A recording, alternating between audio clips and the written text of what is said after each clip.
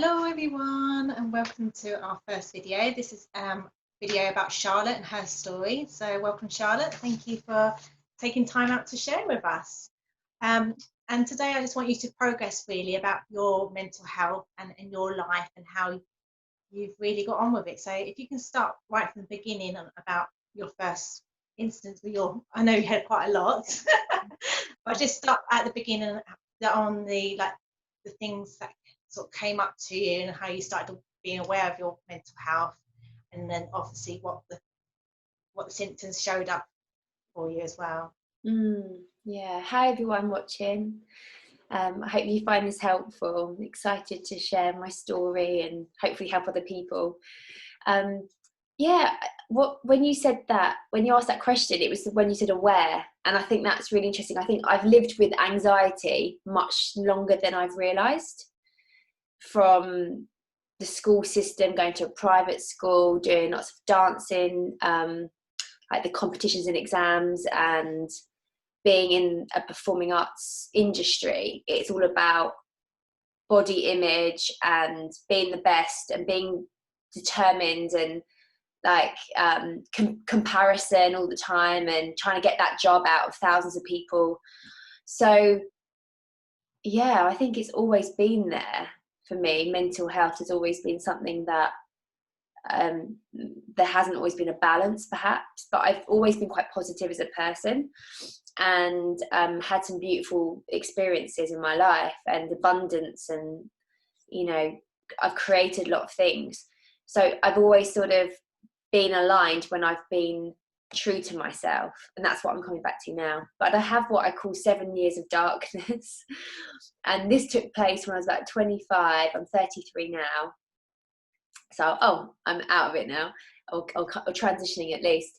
And it was when I moved in with my brother, who had schizophrenia and depression, and was on antipsychotic drugs, and he was fine when we bought the house together at 25, and then he had this psychotic episode about 6 months in, and I began to really feel the pressure of having to support him as a result of the aftermath of his episode.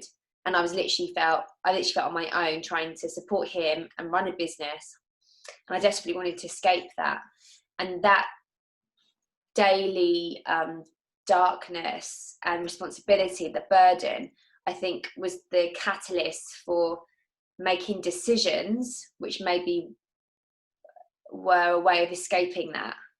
So I ended up with this guy who I felt very lustful and in head over heels with, and we had a baby within 6 months. We were going to buy a house. It was very intense, and I really wanted a future with him. And then what happened was, about 4 weeks after Toby was born, he's 5 now, I had a bit of a spiritual experience. It was interesting because I'd lost touch from the angels and my spiritual side during that relationship. And I woke up one morning, early morning, I think it was 3 a.m. I was breastfeeding, so I was up in the night anyway, and the angels gave me, in my mind, 4 digits, and these digits were a code, and it was the PIN code of my partner's phone. But because he was in data protection, I never even questioned that. I should, I need to see what, I would just trust him. I just have a lot of trust for people naturally. And I didn't know his PIN code. I never even dreamed of looking at it. And it just came to me like this. And we'd had a very turbulent relationship during my pregnancy. He scared me. He was quite aggressive. It wasn't roses and flowers and butterflies at all. And I then proceeded to follow the guidance that I got. I opened his phone. I was breastfeeding Toby on the toilet with his phone. It worked. It got in. And then shortly after, I couldn't find anything. And then I went to his history of his Safari browser. And that's when I saw a month's worth of, very intense evidence to say that he'd been cheating on me. And I had to use my dance drama acting skills to for 3 days to not disclose it to him because I needed to get contracts signed, and all of that happened to me. We ended up breaking up, but then he sort of was very narcissistic and tried to stay with me, and I love you, but you know, and there was just deep wounds there. And what that did was it catapulted me onto a journey. But why have I attracted this? Because it was so painful. And at the same time, I was running a very, very big business, dance theatre school for kids and children's party company. And I had so much responsibility, then as sort of a single mum. And and I went into like depression, anxiety, but didn't really feel like I knew or did have the chance to like rest and fully heal that. So it was a long process. And then a number of other things hit me, like massive traumas abroad that happened, best friendships that broke down, and sort of quite publicly. It involved lots of people knowing about it. So it was just a lot. And then I had this little baby who wasn't sleeping. So I didn't go down the medical route. I didn't really know. It wasn't until afterwards I looked back and go, I was definitely depressed and anxious. And then the biggest thing for me was this psychosis I had in 2017. So Toby was about 2. And I ended up 3 weeks in a mental hospital, sectioned. That was big. You know, I'm still healing from that. I had another one last year. And for me, it opened me up spiritually. And it made me see that there's so much more to life than what we know from the experiences that I encountered. So yeah, that was sort of a backstory into my experience with mental health. And it's a big subject that I'm sure I'll share more in the future. Yeah, I just want, I know your story, and I wanted to share a bit about the conditions in the mental health hospital, because I think it'd be quite interesting to hear what it is like from a patient's point of view, because I know we all have this perceived idea of what mental health is like from what we have in the telly, but it'd be quite interesting your story as a patient and how that actually impacts you on your actual health. And I know it's hard, but I when I heard it, it was quite shocking for me. So I think it is needed for the group just to know the conditions in there, really. Yeah. I think it's very multi-layered. And of course it comes from your set of eyes, like anything, right? I definitely know from my experience what like the lack of support that is available for patients, and what I want to create one day for people going through the same sort of thing. But and I can see why it is. It's a system based on a lower consciousness. So that's just my take on it. And you have to give compassion to it as it is. And it's a system that will break down. So I'm not worried about that. But yeah, I'll share my story. I was, the day that I was taken, I was assessed by 3 doctors, psychiatrists. And I did agree that I needed help. I didn't know any other way. I didn't know that I was having a spiritual crisis and an awakening. And I desperately needed really shamanic support, which is what I had the second time, which stopped me from going into the mental hospital, along with, and I've got them on my desk, frankincense and many other essential oils, which is now what I teach about. That was my biggest support, one of my biggest supports. So at that point, I didn't know about these oils for spiritual support. I didn't have any shamanic contacts. I didn't have lots of friends who knew what I was going through. I was on my own. Even my family couldn't really support me. And when I was handcuffed, I had some very, very incredible experiences of like fear and love. And they just, there's people around you are scared, or they love the authority. There'll be some people that choose that job in a mental hospital, in the police, because it gives their ego a sense of purpose, and they like having that control over another being. And that might be hard for people to hear, and that's definitely what I learned. A lack of understanding about really what's happening. Even the psychiatrist afterwards admitted to me, Charlotte, we don't know what psychosis really is. Hence my own journey to understand it more, and mental health in general. So I was bruised from head to toe. I've got pictures to prove it, from being, and it wasn't that I was aggressive. I never tried to hurt anybody. I did kind of try to hurt myself, but it wasn't because I hated myself. It was because I had these voices, or this entity, or part of my fragmented soul that was telling me that it was my time to leave this planet. So apart from that, I wasn't aggressive. In fact, I was singing a lot. And yet, because I was singing, and because rather than let me journey through that experience, they needed to suppress, they needed to control, because I wasn't doing as they were told. And because I'd had my rights taken away from me, they could, and they did. There was about 6 or 7 of them that got me in my room eventually, and they sat on me and they pulled my pants and trousers down and they injected me with some sort of tranquilizer. I never did find out what it was. It didn't work the first time, too strong. So they did it again. And yeah, that was traumatic, and I've never really spoken to anyone about that. Like, I've mentioned it, but I don't think I fully healed from that. It will come, definitely, but that was really hard. And you know, things like there's no support on nutrition. They wouldn't let me have a bath past 8 o'clock, and yet water was the thing that really helped to cleanse my energy and make me feel healthier and better in the mind. Nutrition was, not great. And there's so much research about the gut and the mind, or the gut and the brain, to say that, you know, whatever you put in your guts, in your belly is going to have an effect on the mind. So I intuitively knew that, and would have fruit and veg and drink loads of water. I was even looping, if you know what looping is, look into that.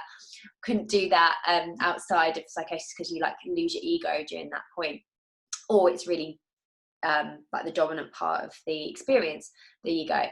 So you kind of go from one to the other very fast. It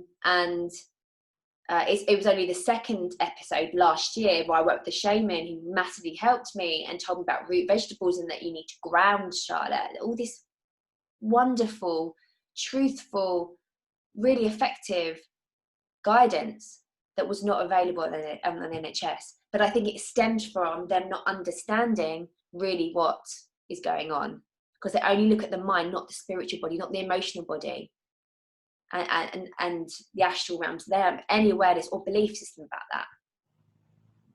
So yeah, there's other stuff as well, but generally that's my, you know, it's not a place to heal.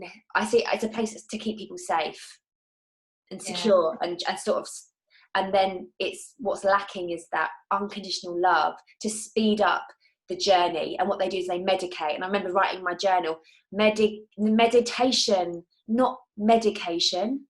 So by the 2nd, 3rd week, I was leading meditations with oils, and the patients were desperately wanting that each week. But the energy in there, it's, oh my God, Amanda, it was just so intense. They needed to sage that whole place out regularly. I can imagine. Thank you for sharing that, Charlotte, because I do feel that, I know it's quite hard for you, and like the energy there, I could just see, obviously bringing all that back, it's quite hard. But I think we do need to know what's going on, and I think we all have this label, what a mental health hospital looks like. We used to think people, like in the old days, used to be really bad and everything's nice and glossy now, but it's not. It's still the same, just got a different label on it. And I think we need to become aware of that, and that's why I think we need to talk out about it. So thank you for sharing that. Just before we go to the next thing, it's not the staff's fault, it's the system that's, you know, they're not treated that well. They're not really supported or trained in the right way. So how can we expect them to support? You know, 2 staff cried to me during my 3-week span, because they felt like they came to me because they were going through a hard time, and I had that energy of supporting and healing. Everything's energy. Documentary, I think on Channel 4, about mental health, and they used to cry when they had to give these sedatives. They hated it. I hate doing it, and they used to cry because they knew it was the wrong thing to do, but they had to do it. It was just because their policy. They were so controlled. So it's definitely not the staff. It's like everything, isn't it? And I know quite a lot of NHS people who always say that they're very restricted in what they want to do care-wise, because they're governed by policy. So I got the job to go back and work in a hospital this summer, but then coronavirus hit. And it hasn't worked out. I've gone more into the teaching about the oils more, and still helping people's mental health that way. And it will, because I see me helping people with mental health. but I think I would be so frustrated in there. I don't think I'd last long. I don't think I could keep that sharp, and then I'd break the rules, wouldn't I? So Yeah, so you've just mentioned about the oils. So the last time you had psychosis, and also you mentioned about the shame, but just tell me sort of the main oils that helped you, I know that the main oil that actually transitioned your life really in your mental health. So can you just go through it, because obviously explain about the oils, because a lot of people on here don't know anything about the oils, so it's quite basic in short space. do you know Um, what's really funny? Oh, sorry, carry on. um, so to explain about the oils, because obviously most of the people on here don't really know about the oils, and also the main oil that really changed you, that I know that someone gave you the main oil, didn't they, and that it sort of just transitioned you into yourself. So let's explain that and how your journey is now. Well, can I just state that this was not planned. We only decided to do this interview like half an hour ago, but this morning I put my oils into a spiritual first aid sort of kit here. I don't know if you can see. Yeah. These are the ones that really helped me, and I think I'm going to like teach about those particular oils. So they're all sort of out there ready for me to talk about. But yeah, I'll just do briefly because I know time and stuff. But frankincense was the one that my friend Claire came into hospital with. It's an oil that helps with spiritual darkness, and to like get clarity on and discernment about what's real and what's not. Because when you're going through that, you're having all these stories, and you're opened up so much to source and to the astral realms that you are connecting with all sorts of information, but maybe not understanding why or what those things mean. And then our mind tries to understand, and then we believe that story, and then it can be quite destructive. So frankincense, I didn't know this at the time, I just literally went, I need that, intuitively. Would smell it, would put it on my my hands and rub it in, take some deep breaths, and the energy from that frankincense, from that tree, is that the resin is just divine. It's so calming. It's great for grounding, which is what you definitely need to be doing in psychosis. Grounding into here. It's just because here is too painful, so you dissociate. But I know people that use it for depression and to assist with anxious feelings. But that's just one of about 90 that I have and that I teach about. And oils are Mother Earth. They are from plants, resins, herbs, flowers, trees, grass, all the way around the world. And there's an amazing company called doTERRA, which we are both advocates for. We both know the healing benefits of these oils physically, mentally, emotionally, and I know now spiritually. And they assist healing. They assist the body and the energy bodies to clear, to ground, to transmute energy, to be aware. Like you can use oils just to open your awareness. The third eye, clary sage, for example. This one was amazing, and I've got to spotlight this today. I don't know if you can see that. This says hope, and I put some on before this when we were doing some breath work before the interview. And hope is a blend of oils. It's really sweet. For anyone going through a dark night of the soul, or just a really hard time, there's trauma in their life that they can't get out of, and that it's set them into this depressive state. Hope is that light. The light that's going to, at the end of the tunnel, that might even seem like a speck, you almost can't see it when you're in the darkness. Hope oil, the benefits of those oils get you to transmute that state of darkness into possibility, into support, into there's hope. And I've given this to people in crisis, and within seconds the hope is there within their field, within their mind, within their face. Can see it. So that helped my mum. Bless my mum. I've had 2 psychotic episodes. My brother's had 4, so she's been through the mill. But it's all part of our contracts and our soul journey, though. Yeah. Oh, thanks, Charlotte, for sharing that. And obviously, you mentioned about you just done your oil first aid kits. Where do you see yourself now going for using your toolbox, your mental health thing? So, I just want to know where do you see it? Yeah, a few things. I've got some ideas. I would like to create something solid with other people that is almost like a legacy. Something, I want to create something that's solid, that can ripple out into the world, that's going to be easy for people to access, and free support, inspiration. And these oils aren't cheap. There are ways that you can, like, just by sharing them, you can get them paid for. So talk to someone like me or Amanda, and you'll get support, you know, throughout that process. So there are ways around it. But if people are in massive crisis, they're probably not financially abundant either, because it affects us on all levels. So I want to get creative with this and maybe get funding. I don't know. I've got the ideas. I just need the support in other ways. But I'm sure this video is for future youth. It's not just for this group now. So I felt that too. Yeah, and I think there's people going to look at this within a group who might know someone. So I do feel that message was definitely for something. Yeah. So, but no, thank you, Charlotte, for sharing your journey. I know it's quite hard to go back, and you know, it's all quite difficult, but then at the same time, it's quite healing to go through that, especially that painful in the hospital. I know that's quite for you. But in the meantime, you have been healing and you have been talking about it, and talking therapy is such a massive part of mental health, and you know, doing that process and stuff. And that's why I set up this group, for us to be honest and share your stories, whether it's by a video or on a post, or even if you just personally message me or Charlotte. If you feel connected to Charlotte, then definitely, you know, message her. I'm sure she'll be there to help you, give advice. If you don't want to share in the group, but the idea is that the group is for everyone to share, because I'm sure you'll be drawn to someone and be like, oh my God, you know, I've been through the same thing, and there'll be other people as well. So that's my main thing.